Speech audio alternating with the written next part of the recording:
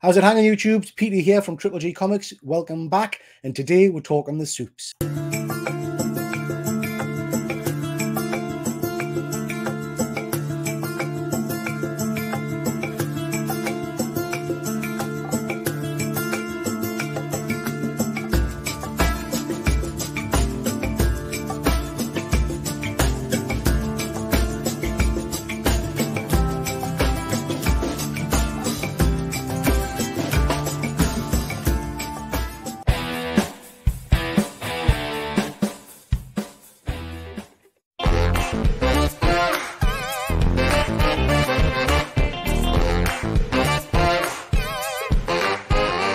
So as usual, I'm joined by Ephraim from Past Point One Comics and Ben, the attention-seeking geek.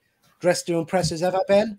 Nice. Well, I simply swapped out the black blazer for a white blazer because, you know, I couldn't set those expectations in the first part of the award ceremony and not come back dressed the same way. So, guys, this is the second part of our awards video, the Supes, which the initial part aired on Ephraim's channel, Past Point One Comics. So please, if I can just encourage you to go and have a look at that. That's where we discussed the nominations. And then, Ephraim, do you just want to tell the guys a little bit about how we've come up with our winners? So after we did the nominations, I went to Google, a spreadsheet, I guess, more or less, and it had all the nominees on there. And you pick a winner, and then from there, you know, it has like a graph, you know, who's winning or who won, and then I just, you know, did it from there. It was very easy to do, you know. Excellent. So it's worth saying, isn't it, that whilst we came up with the nominations, one nomination each and then an extra nomination, so 4 in total, we haven't selected the winners. That's been from people on your channel and our Instagrams who voted on that form you've talked about. So this really is people have voted for these winners. So it's not just like we've picked them. Correct. So if the results are rubbish, it's your fault, the viewers. Nothing to do with us. Not our fault, no. Right, guys. So let us just take off this, and then we will jump to the presentation.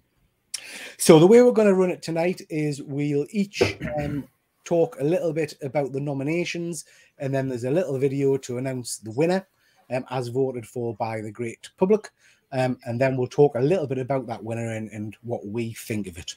Yep. Does that sound okay, guys? Sounds great. Yes, I've completely forgotten about who was nominated and who I nominated. So this is going to be fun.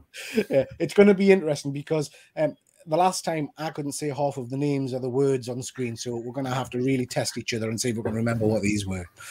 So our first category was Best Publisher of the Year. And we had 4 publishers put forward. We had Image, Boom Studios, Marvel, and Aftershock. I have to say, guys, I think Aftershock is absolutely killing it at the moment. I think they're doing some tremendous work. But all 4 of those studios really have put out some very impressive books this year. Good feeling. Anybody know what they think might come out on top?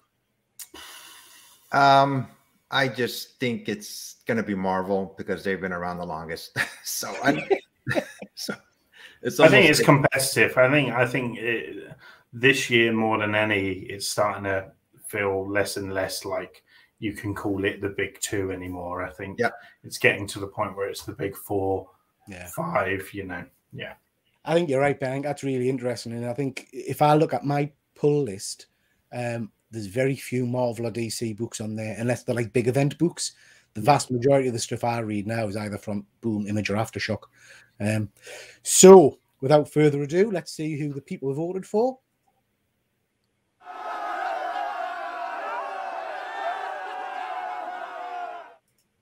Marvel Comics.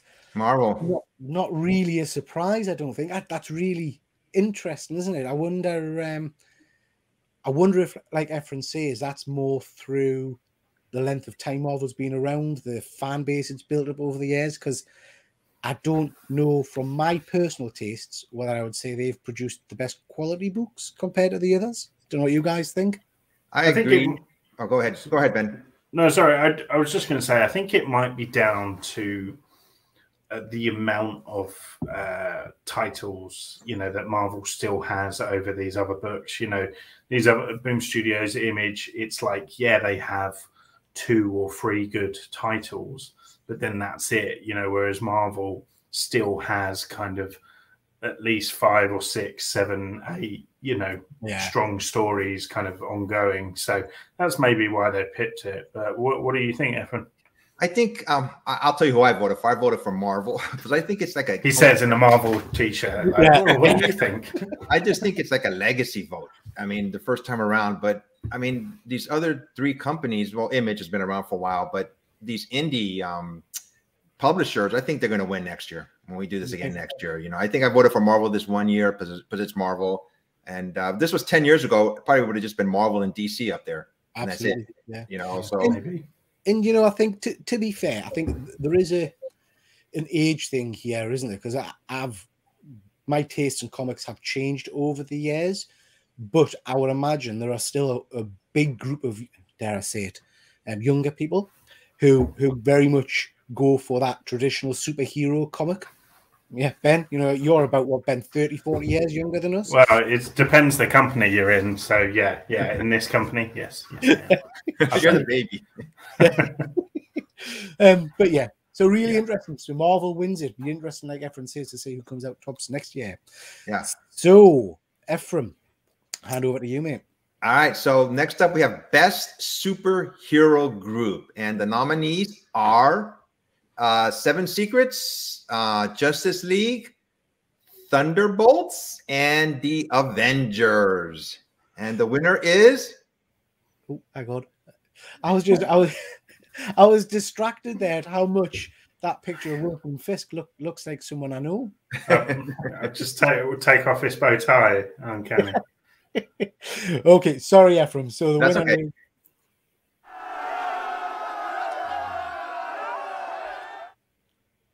Okay. And the Avengers is the winner. I again, and I voted for the Avengers. I think I voted for the Avengers because, I mean, like Justice League, the members always rotate. They're not like one, just, you know, it could be mutants.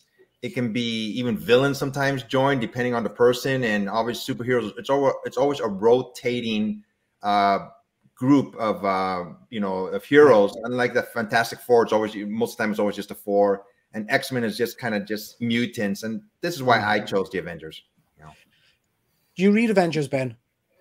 Yeah, I've dipped in and out of it. I'm a big fan of Jason Aaron. So, however, that being said, I disagree with this result.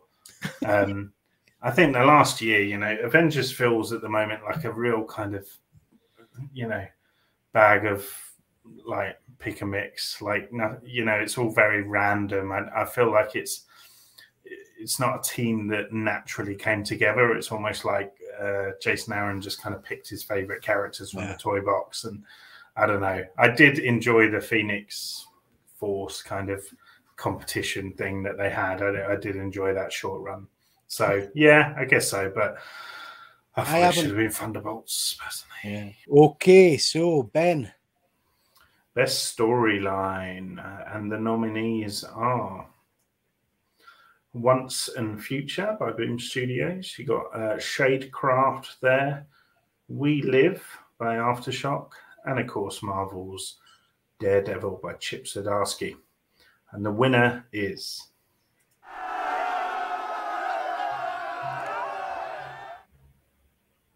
now I'm starting to think that Ephraim just picked his winners. Did anyone vote, or did anyone else vote other than Ephraim? I voted. I remember voting, definitely. I voted just once, and so good day. Yeah. No, you're doing very well so far. You're doing very well. I'm gonna do this show next year by myself. Yeah. I can't comment on this winner because I have not ever picked up an issue of We Live. So I bought the trade, and I was about to read it last week or something, and then realized that there's a soundtrack to it. Yes. So I wanted to sit where I had some quiet time, really, and wasn't going to be disturbed, and listen to the music that goes along with it. The thing I really like about this is, out of those picks, obviously I read Once and Future. I've picked up We Live on Ephraim's kind of recommendation, and I've picked up the full Shadecraft series on Ben's recommendation. So I haven't read that yet, but I've got that to read, and I'm really looking forward to getting the Daredevil. Hopefully they'll collect that as an omnibus or something, because all 4 of those, to be fair, are cracking storylines from what I've heard. Yeah, and some good news around Daredevil as well. Any fans of the Chip Zdarsky run, he has been announced as continuing his service for the Man Without Fear. So yeah, Chip Zdarsky's back with a brand new kind of story around April time, I think. Tremendous. So are we happy with that result? I mean, Ephraim, you're happy. I think any of these, to me, all four of these are winners. I mean, everybody's, there always has to be one that some people find more popular than the other ones. But I haven't read Shavecraft yet, Ben, but I am. It's on my list. I've read the other three, and these are like the really great stories. Yeah. So even though We Live won, I think all of them are winners. You know, these are really good storylines. Is there a second series of We Live coming out at the moment, Ephraim? It's coming out in March. Okay. I think solicitations were there started already, but it's January. So yeah, there's all kinds of variants on We Live. I was like, oh my God, here we go. You know, so. Now hang on, you promised me that we weren't picking up variants this year. Remember? I haven't. Yeah, I've been looking at them. I was like, oh my God, no! I just bought the regular covers. Well, I swore I wasn't going to go down the whole variant line thing again, and then I picked up that Miss Minutes Timeless variant. Oh, I picked that one. The Humberto Ramos. Damn you! I'm desperate for one of those. Right, guys. So, best artist, and the nominees are. Oh, you'll have to remind us who. I know who Alex Ross is. Obviously, not James Scott Campbell. David Nakayama. David Nakayama, and what do you call him? Stanley Lau. Stanley Lau. Yeah. I mean, four tremendous artists. I have to say, if Alex Ross doesn't win this, I'm switching it off. You know, because Alex Ross is absolutely phenomenal. So let's see. You're about to see a grown man cry if Alex Ross doesn't win. And the winner is...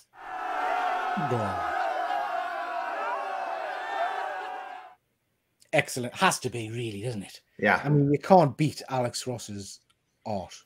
It's different. It's just every artist is unique, but his artwork just sticks out to me. And I voted for Alex Ross, even though I didn't pick him, you know. So. And it's weird with Alex Ross. I think you get to the point where you almost don't pay enough attention to it because it's just so consistently good.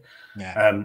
And I feel like he will go down as one of those immortal artists. And it's funny, you know, you feel like he's a living legend, you know, still working and still producing stuff, you know, that's coming out every week or every other week. So yeah, well deserved. But I definitely think that there's three other iconic artists sat here on this page that will win it down the line. I think Alex Ross, his drawings look almost like a person would actually look like if superheroes were really around. That's how they would really look like. The other three artists are great, you know, but you could tell that they're comic book, you know, characters, but Alex Ross is just different, in my opinion, you know. I don't know, those pair of tights look pretty realistic where I'm sitting. Excellent. Right, so Ephraim. All right, we got Best Writer, and the nominees are oh God. Tony Quinn, Stray Dogs, Sync. Who's the one for Sync again, Ben? You have to tell me. No, that's Peter's. That's Peter. John Lees. And I have to say, if you haven't read Sync, if you like horror comics, go. It's absolutely amazing. Then we have We Live, the Miranda Brothers, and then Scotty Young, The Me You Love in the Dark for Best Writer nominees. And the winner is the Miranda Brothers for We Live. Here we go. I'm just telling you, man, it's a great book, Ben. You got to read it. I'm just starting to think this is a fix. All right. I voted once, and this book, the minute it came out for solicitations, it just grabbed my interest. Just the premise of it, you know, has a brief synopsis, and then the artwork looks different from other comic books, you know, and it's just a really great storyline. And it ended last year, and like I said, the new one is coming up 6 years in the future. It's going to jump, and it's coming out in March. So tremendous winner, Ephraim, and I'll be reading that hopefully this weekend. Actually, like I say, with the music in the background. Have you guys read?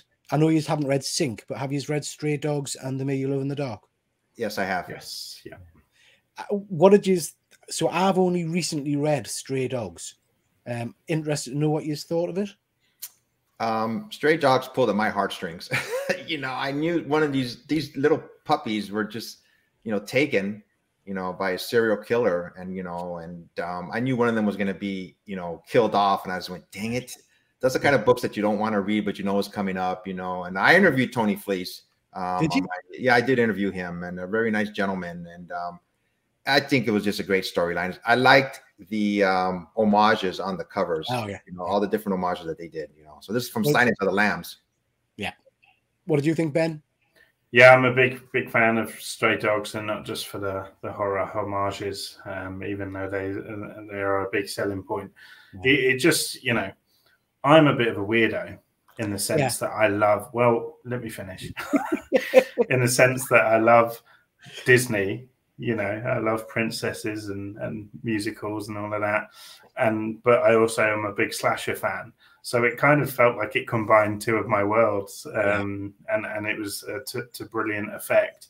The Meet You Love in the Dark, I definitely felt like it maybe didn't go in the direction that I wanted it to go in the end. I felt like there was a slight kind of anticlimax by the end of it, or maybe it was kind of, I think, a victim of how many issues it had. Like it could have been longer, and they could have drawn out the romance of it. As weird as that sounds. No, I think you're right, Ben. I don't know. I really enjoyed The Meet You Love in the Dark, but I felt it almost stalled a little bit. I don't know what I was expecting, but I'm not sure. I don't think I was as satisfied at the end of it as I'd hoped to be. Stray Dogs. So I got the horror covers, but I've got the trade paperback as well. And I read it the other week, read the first issue, and I have to say I got to the end of the first issue, or nearly to the end of it, and I was thinking, what is this? This is not what I was expecting. The art was weird. Is this really what people have been kind of going crazy for? And then I got to the end of the first issue, and I just couldn't put it down. And it got to the stage where I think it's issue 3 or 4. I was a bit like Ephraim was saying. I was genuinely worried to turn the page as to what I was about to see next, kind of thing. It really did emotionally, as a dog lover and someone who's got dogs, it really did hit us. I think. Not sure I want to read more. I don't know if I want to read a follow-up. It's kind of perfect as it is. You haven't read any of these new ones, the Not yet, Dog Days or whatever? No. They're all right. They're okay, but they do feel... It feels like a bonus, you know. It feels like a DVD extra to the film. Yeah. And I literally cannot recommend Sync enough if you like your horror. Ben, you have to read that one because I know you like your horror. Yeah, I need to get on that. I need to get on this other one as well, the Crimson. Yeah, Crimson Cage. Yeah. Okie dokie. So next. So Lifetime Achievement Award we did, if you go after this, obviously, or pause this and come back. But if you watch our first show, we did give the Lifetime Achievement Award to Perez. I didn't know if there was a video or not. George Perez, there he is, who obviously we've had some very kind of tragic news about recently. So we just wanted to kind of, you know, give a bit of a feature on him and explain his legacy to people that might not be aware of it yet. And for people that are aware of it, just kind of honor the man and his work throughout the years. So yeah, you can watch that in full as part of the first part of this. Yeah, if anybody watches the first part of the video on my channel, if you want to just watch one part, watch this part. Ben, you did a fantastic job, I must say. Thank you. A giant of the industry, and from what I've heard, and Ben, there's a picture there of you, obviously with him. From what I've heard, a genuinely nice man. So. Oh yeah, he was one of us. He was a fan first. Ben, do you want to do the next one as well? Of course, yes. So because you know I'm known as Mr. Indie, best indie book now. I'm literally only asking to do that because I want to see if you can name. Let's have a go. Get them up. Okay, so we've got Stray Dogs. We've got Philadelphia. We've got May's Book. And we got Something Is Killing the Children. And the winner is...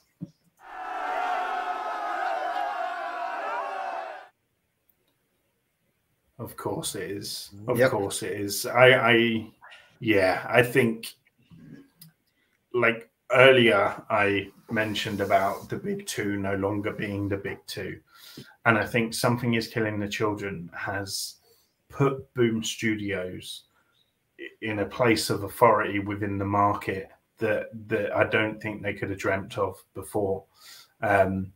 You know, it's just amazing, isn't it, how randomly and out of the blue you can strike lightning and strike gold and, you know, come up with something like this. I think it's I mean, James Tynion is a prophet, I tell you.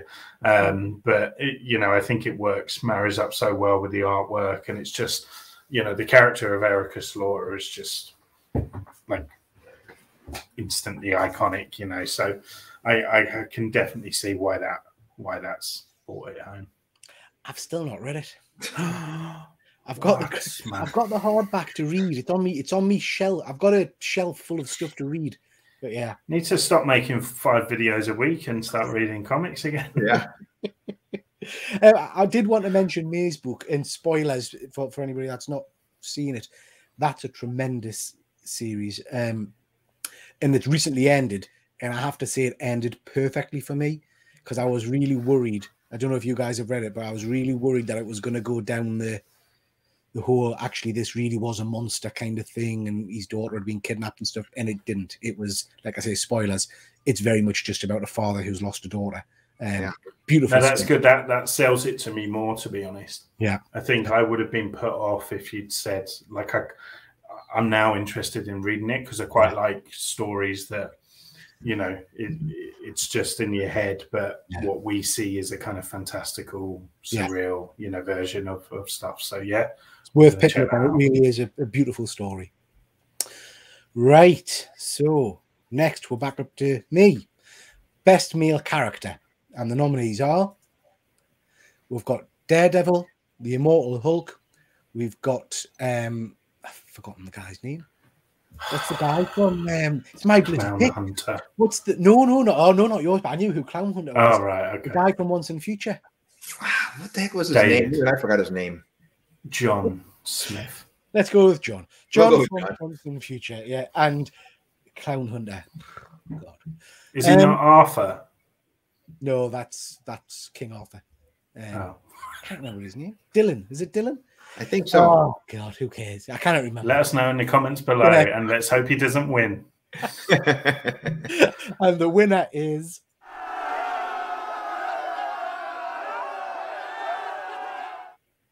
tremendous. It's another one for Efren. I think this character he's not a perfect superhero in any sense of the word. You know, he's had so many problems going in his life. He was incarcerated for manslaughter. He said, no, I have to go because I did it. And but I've mentioned this before, just his inner strength or his faith is what keeps him going. He's the one person who fought off Null that I know of. You know, he was about to be nullified, but his faith, you know, in God or whatever his faith is, you know, just fought off Null. Not even Captain America did that. You know, and then Elektra became Daredevil too, which just added to the storyline. I think this is the best character, you know, around. So is he out of jail now, Efren? Yes, he is. Well, he is, but then Devil's Reign is all about Kingpin trying to put him back in jail. Yeah. Right. Interesting. So, excuse me. I have not read much Daredevil for a long time, so I will be picking that up. I'm hoping to do like a collector's edition of all of this storyline. So I'll go for that one, I think, when that one comes out. Ben, quick question. What happened to Clown Hunter? What happened to him exactly? Is he coming back, or I haven't seen him much recently?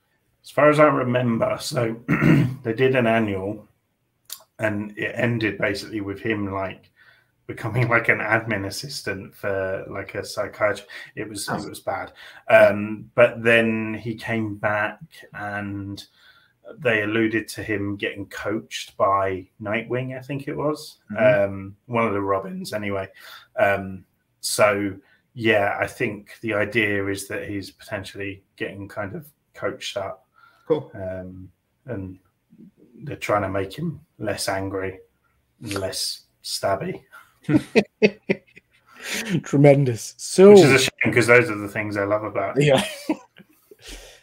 Efren, we're back to you now. All right, best female characters, and the nominees are Erica Slaughter, Elektra from Daredevil, Kitty Pryde from X-Men, and the grandma from Once and Future, and I don't remember her name either. So Granny, let's just say Granny, kick-ass Granny. Yeah. And the winner is I think we all knew she was going to win. I mean, this is such a standout character. I mean, I hope this series continues in either, you know, this series or, you know, House of Slaughter or whatever. Hope they keep this character alive for as long as they can. Yeah. I mean, it's amazing, isn't it? Like it's amazing how things become iconic sometimes without them knowing it. You know, like did Elvis know that he was going to become this iconic figure, you know, with the way that he looked? Did Marilyn Monroe know that, you know? And like with Erica Slaughter, it's such a simple design. Yeah. But I just feel like that's now iconic, you know, with the scarf and the big kind of doughy eyes and you know, the kind of scruffy blonde hair. It's like she's instantly become this kind of iconic figure. So yeah, and her character, I just love like kick-ass female characters in fiction and stuff. So I can't wait to kind of introduce my daughter to them all as she gets older. Yeah. Tremendous. Watch out. Does your daughter have stuffed animals? Watch out. There's a high chance she's going to be a freak as she gets older. So yeah, I imagine she's probably got some kind of demon stuffed animal somewhere. Nice. So Ben, we're over to you. Okay, so best female villain now, and the nominees are, we got Philadelphia. I believe this is the president's wife. Yeah. Help me out here, guys. Abigail Adams. All of my knowledge, Efren, on previous kind of American figureheads is based on Hamilton. So I'm sorry. Then we got Cheetah. They're from Wonder Woman. We've got Diva Lompop from Star Wars, and we've got oh god, Mary, Typhoid Mary. Typhoid Mary, thank you. I just called her Mary. No, it's Mary from Daredevil. So the winner is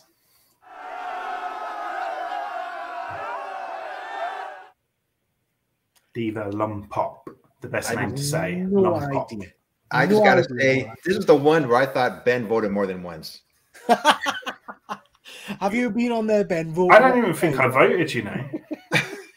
I swear. No, I did vote once with 20 accounts. No, I'm thrilled. This is the result of the night for me because I feel very passionately about this character. She's only appeared now. So she debuted in the Jabba the Hutt War of the Bounty Hunters one shot, and I think she's rolled up in one other comic. I can't remember, but she's just fantastic. She's this kind of high class bounty hunter. You know, usually the bounty hunters are kind of scum and villainy, and you know they're kind of rugged, but she's, you know, dignified and she's almost like royalty. But then, you know, that's the outside view. What she actually does is bite your head off in the alleyway when no one's looking. I love that design. I love how different that is. I don't think I've seen anything like that in Star Wars before. I love the kind of bird-like feather mohawk. I mean, this could look pretty damn sexy live action. I'll tell you that. So has she been live action or in the cartoons or anything, Ben? No. So it was her debut this year. So she's a brand new character. Yeah, debuted in the Jabba the Hutt War of the Bounty Hunters book. I never heard of this character until Ben mentioned it. But I tell you what, I'm going to buy this book and a couple more of them, because if they bring her to the movies or to the TV series, you know, like Dr. Aphra, they did, you know, out of nowhere, this book may shoot up. Yeah, so I am going to buy this book, you know. Just look at Darth Vader one recently with Black Kashantan. Like, you know, that book you could have picked up pretty cheaply before, and it's just gone mad now. So exactly. Okie dokie, guys. So next we've got Best Male Villain. And the nominees are Null, Kingpin, Donald Blake, and King Arthur. Interesting. So, what do you think the people at home will have voted for on this one? I think it would have been either newer characters, King Arthur, so to speak, new character, or Noel, one of those two. What do you think, Ben? Well, it should be Donald Blake, but that's because I nominated him. Okie dokie. So, the winner is. Nah. Were you saying no there, or were you saying no? It was a bit of both. It was like, no. Did anyone else feel like King in Black was a bit of a disappointment? At the end, I did. Yeah. Yeah. I would have liked him to have not been defeated, maybe. Yeah. And to have fled or to have kind of gone somewhere to come back another day. I just felt like we waited so long and it was teased for so long, and Donny Cates had kind of woven this really intricate kind of long, story and kind of basically rehashed kind of old comics and stuff in the process of giving this character this kind of texture to his backstory, and just felt wasted. But I think he will be back. Guys, I think he'll be the villain in Venom 3, and then they'll bring him back in the comics to coincide, That makes sense. Yeah. I agree, Ben. I think it was a bit of it felt like an awful lot of setup for very little kind of payoff at the end. Like you say, I don't think we've seen the last of him, but we'll see. We'll see what happens. We can't argue with the people. Yeah, exactly. Voted, even if you did vote that and Brexit. I guess the only thing I would say is I really don't want to see him in Venom 3. I don't want to see any good characters. Oh, no, it would be awful, because what they'll do is they'll scale him down. So they'll apocalypse him, and he'll be just a dude from space, and it'll be, Right, next. Ooh, best action figure. We have MODOK. We have Sentinels. We have the Mandalorian. And what's the character from Peter? What's that character? That's Battle Cat Ephraim. Okay. Are you not a He-Man fan, Ephraim? It's Garfield. It's a green Garfield. And the winner is Sentinel. Yeah, we saw that coming. Yeah. Long. I think I showed it in the previous video that I bought this one. It's just an awesome looking, action figure, and I think they're all great, even Peter's. Yeah, so I just. Ephraim, are you getting the Galactus? Oh, I ordered it. Yes. Okay. I love that you had to think about that. Like, I literally still haven't financially recovered from my HasLab purchases. That's the last thing. I'm not ordering anymore. I'm done. I just, I wanted to get it, and I don't know if I'm even going to. I may just put it out on the market the minute I get it. So. But yeah, I'll give you £50. Okay. Of my hard-earned cash. That sounds good. I'm going to have a look at this thing, because I like the. I do like the sound of it. I think it sounds like it's tremendous. Me and Ben were doing a live show the other day from a toy show, which I think you were on at one point. Yeah. And I think I've committed to buying it off somebody in the audience. I'm not quite sure. But yeah, I'll have to have a look, because it sounds tremendous. Pete's going to have to remortgage his house. Yeah. I have to say that Sentinel looks tremendous. I'd love one of those. It looks absolutely amazing. Looks really good. Okie dokie. Ben. Okay, so now best TV show. And the nominees are Loki on Disney Plus. We got DC's Titans. We got Amazon Prime's exclusive Invincible. And then we've got the one that none of us had heard of, For All Mankind. I still haven't got around to watching that since you sold it to us, Ephraim. And the winner is... Cool. Yay. Yep. I'm happy with that. I'm happy with that. I mean, absolutely tremendous show. Loved it. And it's going back for another season, obviously, isn't it? Yeah. Yeah, and I still don't know how I feel about that, to be honest. Why is that? Just because I felt like that everything that was done in the first season and the way it's kind of set up, you know, this broken multiverse, and introduced us to one version of Kang. Like, I felt like that'll do. That's the story told. You know, that's the introduction right there. Yeah. I don't know what else where they can go from here. Like, I just, but that's me not knowing. They know. They must know. You know, and I have absolute all the faith in the world with Kevin Feige and everyone who gets on board to do these things. So, but you know, when people slag this off, like the final scene with He Who Remains and things, and they're like, oh, it's just talking, you know, for 20.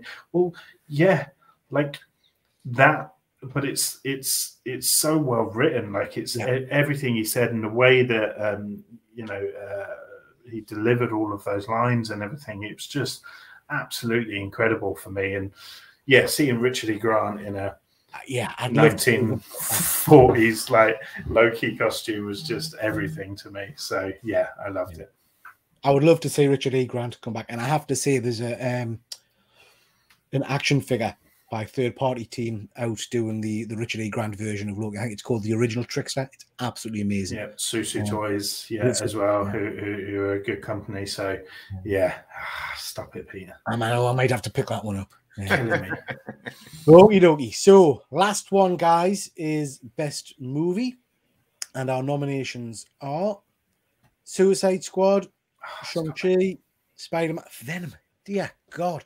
Did anyone, I swear to God, if it's Venom, mind, I think we should just sack this off. I'm quitting YouTube again if it's Venom. Okie dokie. So, any favourites there, guys? I mean, I have to say I've enjoyed, other than Venom, I've enjoyed all three of them. But for me, Spider-Man was tremendous. Yeah, I finally seen the Suicide Squad a couple of days ago, so I really enjoyed it. Yeah, I did see that one. You know, and don't get mad. I thought Venom was okay. I mean, I thought it was okay. I mean, you know, you gotta suspend, you know, reality in these types of movies. You know, just taste for entertainment. And I thought it was suspend quality. That too. Okay, guys. So our winner is. Yes, we knew it was gonna win. Yeah, it did have to be, but then I love Suicide Squad so much, man. Yeah. Suicide Squad surprised me. I have to say it was much, much better than I was expecting. But I like that kind of humor. But Spider-Man, it'll be really interesting, as people have said, to go back and watch that again in another few months and see if it's still got the same impact. But I loved it. Absolutely loved it. Yeah, it was a cinematic event of a decade. I actually think it's going to go down as a really significant thing. Yeah, absolutely. I think it's the movie where it brought people back to movie theaters too. Yeah, exactly. Yeah, it proved that cinema can still be successful again. Yeah, and I think there is something, isn't there, about that joint experience? Because I mean, I've never really been in, other than Endgame, with a few of the scenes with Captain America, I've never really been in a cinema where there's been that kind of audible cheer. We don't really do that over here in the UK, Ephraim. You know, there's like an audible noise in the theater and people shouting and stuff, which was just amazing. Really, really, really good. Have you guys seen? Do you guys get Peacemaker yet from Suicide Squad? I'm watching it. I've seen the first episode. It's crazy. It's over the top. It's like I literally just finished episode 5 before I came on tonight. Oh, wow. And it is. I mean, for me, it's like it's a fluid transition from Suicide Squad into Peacemaker. Exactly the same kind of team and James Gunn's team and stuff. So it's everything to me. I haven't seen it yet, but I'm looking forward to it's great. watching it. I think it'll be very good. It's also like, just make sure you're listening, because there's so many obscure kind of DC comic references and things. It's like everything that DC will never ever touch because it's too ridiculous. James Gunn's like, put in a line where we reference that. So it's great fun. Nice. I mean, again, James Gunn's going to go down as one of the top guys in his field. I think some of his movies have been absolutely tremendous. Oh, I mean, he is the new king nerd. It used to be Joss Whedon until we all found out he was a dick. Yeah. Okay, guys, so that's all of our awards. Happy with them. I think we've got some really good winners there. Just before we move on, I just wanted to mention a few other shows that the three of us are involved with. So obviously, all three of us take part in Top 5. We've recently done Bring Out the Bad Guys, so please go and check that out on... Is that on your channel, my channel, Efren? Yes, it's on mine. On yours, yeah. So go and check that out on Past Point One Comics. We're going to be doing that every month. We haven't got a topic for this month yet, but we'll be putting that out shortly. We also do Costly Keys with Zap Kapow. Zap Kapow, yep. Yeah, with Zap Kapow. And we also do our monthly picks. So loads of content. Right, guys. Thank you very much. That's been really interesting. The people have spoken. Not sure how we all agree with all of the picks, but I think in general there's some really, really good nominations and picks there and winners. So yeah, thank you very much for joining. It's been really this was loads of fun. I really enjoyed doing this. I can't wait for next year. I have a new category for next year too. We should pick top cover. Yeah. Oh, yeah. Right? Yeah. I was like, gosh, I was looking at some of my covers, and I just got that Daredevil cover by of Elektra. Who's the artist? I forgot the female artist. But it came out a couple of weeks ago as a Daredevil with Elektra on the front cover. Right. Yeah. It's a really nice looking cover. I go, God, we should do cover of the year. Definitely. So let's add that one for next year. Yeah. Okay, guys, I hope you've enjoyed watching this. Please go and check out part 1, which is on Past Point One Comics' channel. And please go and check out the guys' YouTube content. You can find Efren over at Past Point One Comics and Ben at The Attention Seeking Geek and my stuff over at Triple J Comics. So, with that said, thank you very much, everybody, and we'll catch you next time. Take care. Bye, everyone. Peace.